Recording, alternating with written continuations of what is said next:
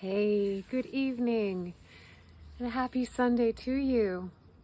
Well, I missed being with you last Sunday because I was having an amazing experience rough camping on the Olympic Peninsula in Washington State. It is as far west as you can go in the lower 48, and it is one of the last and largest stands of old growth forest, with just all the amazing ecosystems and flora and fauna packed into it. And I was there for 4 days with an amazing group of fellow veterinary professionals.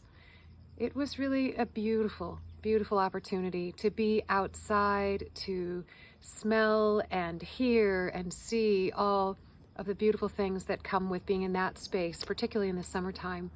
Sea otters and bald eagles. It was pretty amazing. Also equally amazing were the conversations and the moments for deeper reflection and contemplation when you're in places like that and you slow down and you put aside technology and you really allow yourself to be present with the conversations that are happening. And those conversations may be within you as well as the conversations that are created around you. And so I thought that really was an inspiration for what I wanted to talk about with you this evening, which was the opportunity to create space and to allow for collaborative creation of ideas and conversation rather than coming to a space with a preconceived notion or agenda, as that can really genuinely limit what is possible. And part of this requires a mindset, degree of open-mindedness, and genuine listening, where you're willing to lean back and really receive what is being said, and perhaps being aware of when you're quick to judge or to critique or to get spun out in particular thoughts or emotions. Instead, perhaps we can just roll with it and stay quiet a little longer. So before having a reflexive answer or a response to something that was said or a thought or a next reaction that comes up within you, maybe you intentionally stay quiet a little longer.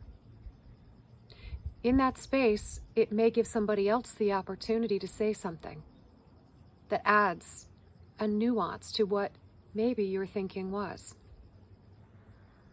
So this is a valuable space for all of us right now. I feel that there is a great deal of reflection happening. I'm hearing it from all different sectors where people are taking stock of what they value in their lives, what's working for them, what's not necessarily so healthy right now for them, and perhaps what they were willing and wanting to do that will bring about a healthier, more positive change. Being in community and allowing for those conversations of creative collaboration is a part of what is called external resourcing. So it's the resources you gain from being in community, with friends, with family, with those spaces of other. And it can come also from books. It can come from podcasts. So it can come from external knowledge sources. It's part of then creating the space for us to also perhaps lean into internal resources. These are our value-based resources, as well as our intuition and the physiological wisdom that can come from within us. So the inner resources and the external resources coming together to provide us a construct to maybe hold space for courage and for broader thinking. I love the quote from Rumi that at the center of your being, you have the answer. You know who you are and you know what you want. But you must slow down long enough to really listen. And there is really some power to being clear about what it is that is you versus what is somebody else's idea of what is for you. Society's view, whatever it may be. So I want to let that land just like that with you. Can you create space and time, perhaps maybe even getting outdoors, creating spaces perhaps with a trusted community or friend or partner, a family member, spiritual advisor, a teacher? Can you create then for yourself the opportunities to harvest and foster inner resources, inner listening and wisdom? And can we help to support that for others by holding space for collaborative conversation?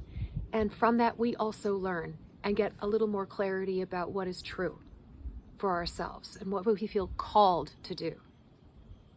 So in that space, for example, last weekend where I was with fellow veterinarians and we were talking about the current state of our professional industry. It's in a state of immense evolution and tumult.